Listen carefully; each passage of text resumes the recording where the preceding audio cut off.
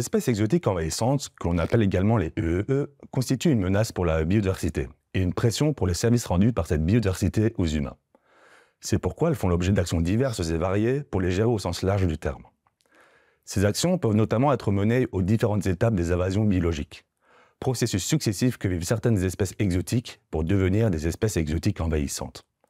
Ces étapes sont au nombre de 4, comme rappelé en 2023 par le rapport mondial sur les EEE de l'IPBES, la plateforme intergouvernementale scientifique et politique sur la biodiversité et les services écosystémiques. Ce sont donc le transport, l'introduction, l'établissement et la propagation.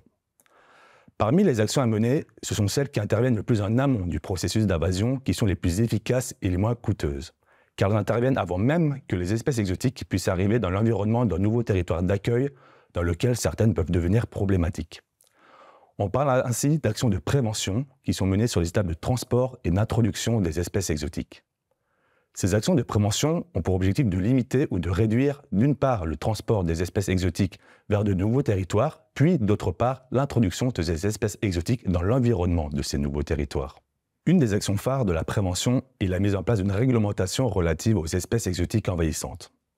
Les EEE les plus problématiques peuvent ainsi être interdites de toutes activités, dont le transport et l'introduction. De l'Union européenne, il existe depuis 2014 le règlement numéro 1143 du Parlement et du Conseil sur la prévention et la gestion de l'introduction et de la propagation des EEE. Les EEE les plus préoccupantes pour l'UE sont inscrites à la liste de l'Union. Elles sont alors interdites d'introduction sur le territoire national, de détention, de transport, de colportage, d'utilisation, d'échange, de mise en vente, de vente et d'achat. En 2024, ces EEE sont au nombre de 88, dont 47 espèces animales et 41 espèces végétales, mais la liste évolue régulièrement. Parmi ces espèces, pour la flore, on peut évoquer les jucilles, originaires d'Amérique du Sud, qui posent des problèmes de concurrence avec les autres espèces végétales indigènes, dans les cours d'eau notamment. Tandis que pour la faune, on peut évoquer le frelon à pattes jaunes, originaire de l'Est de l'Asie, qui pose des problèmes aux apiculteurs et à leurs ruches en prédatant les abeilles domestiques. En France, cette réglementation est reprise en partie dans le Code de l'environnement, avec l'article L411-6 pour appliquer la liste de l'Union.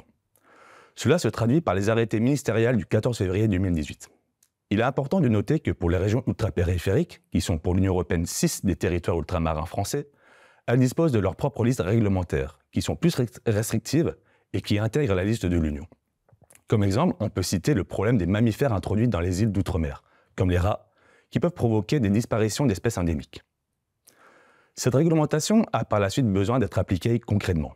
Cela passe notamment par la mise en place d'actions de police et de contrôle pour réguler les activités de commerce et de tourisme qui sont les principales causes de déplacement des espèces à l'échelle internationale.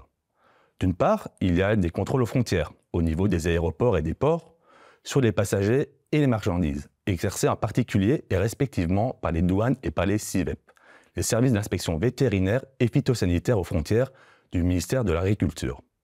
D'autre part, il y a des contrôles des établissements détenteurs, comme les horticulteurs et les éleveurs, ou les jardineries et les animaleries, contrôles qui sont réalisés entre autres par l'Office français de la biodiversité et les directions départementales de la protection des populations.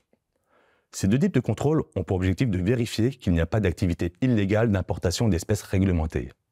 Ils requièrent la montée en compétence des agents de contrôle par le biais du déploiement de formations. En dehors de la législation et du contrôle de l'application de la législation, une autre action importante de prévention est la mise en place de mesures de biosécurité. La biosécurité peut consister à la mise en œuvre de bonnes pratiques par les acteurs confrontés aux EEE, pour éviter l'introduction des espèces exotiques dans l'environnement. Parmi les moyens de biosécurité, on peut évoquer la sensibilisation du grand public, pour que celui-ci utilise de bons gestes pour éviter l'introduction des EEE dans le milieu naturel. Par exemple, il est préconisé aux particuliers de ne pas se débarrasser des déchets verts dans la nature, et de ne pas relâcher les animaux de compagnie dans la nature aussi, mais plutôt de les confier à des déchetteries ou de les placer dans des refuges. L'éducation à l'environnement et la communication auprès des citoyens et des élus, par la diffusion notamment de brochures, de posters, de vidéos, de conférences et d'expositions, restent deux outils indispensables pour générer une prise de conscience et des changements transformateurs des modes de vie. Il est essentiel de mettre les gens au cœur du problème, en les impliquant aux solutions possibles. Par ailleurs, en termes de biosécurité, on peut aussi évoquer l'engagement des professionnels et la mobilisation de la société. Des codes de bonne conduite professionnelle sont parfois mis en place par des filières d'acteurs concernés par les EEE, afin que les socio-professionnels de certains secteurs ne préconisent plus l'utilisation d'EE dans leurs projets de plantation ou de réensauvagement, ou pour qu'ils évitent la dispersion de manière accidentelle d'EE lors de chantiers ou pendant des usages. Pour exemple, on peut évoquer le cas de Valor, interprofession du végétal, qui regroupe les différentes familles des professionnels du végétal, dont le code de conduite dispose de 7 engagements, par exemple celui de promouvoir l'utilisation de plantes de remplacement aux EE. Cette responsabilisation et cette autorégulation peuvent également amener à l'utilisation des sciences participatives comme outil de surveillance du territoire, pour détecter précocement et à proximité les nouvelles introductions issues parfois d'échappements ou de fuites des lieux de détention. De manière plus globale, en France, les actions de prévention évoquées au cours de cette vidéo sont notamment cadrées par le plan d'action de 2022 pour prévenir l'introduction et la propagation des EE. Ce plan a les 4 priorités d'intervention présentées dans cette vidéo: communication et sensibilisation, guide d'information pratique, réglementation, contrôle. Ce plan, publié et piloté par le ministère en charge de l'Environnement, permet de mettre en œuvre en partie la stratégie nationale relative aux EE de 2017, qui est quant à elle le principal texte stratégique coordonnant les actions sur les EE en France et qui permet aussi à la France de respecter ses engagements européens et internationaux. Cette stratégie, également du ministère de l'Environnement, concerne tous les territoires, toutes les espèces et tous les milieux. Elle est constituée de 5 axes, 12 objectifs et 38 actions dont plusieurs traitent de la prévention. Par exemple, il y a l'action 3.3 qui a pour objectif de renforcer la coopération entre les différents services chargés de l'application de la réglementation avec l'élaboration notamment de plans de contrôle. Il y a aussi l'action 11.4 pour intégrer le sujet des EE dans les programmes scolaires. Le plan d'action répond également aux exigences de l'implémentation du règlement européen sur les EE de 2014, dont le chapitre 2 sur la prévention et l'article 13 sur les voies d'introduction et de propagation. Il existe d'autres cadres institutionnels sur les EE, sans toutefois être spécifiques à ce sujet. À l'échelle française, la Stratégie nationale biodiversité 2030, la SNB numéro 3, publiée en 2023, dispose de la mesure 10 pour limiter l'introduction et lutter contre les espèces exotiques envahissantes, donc l'action 1 qui a pour objectif de mieux prévenir l'entrée sur le territoire d'EE. À l'échelle internationale, le cadre mondial de la biodiversité de Kunming-Montréal, publié en 2022, vise avec sa cible 6 à empêcher l'introduction et la propagation des principales EE, notamment dans des territoires prioritaires comme les îles.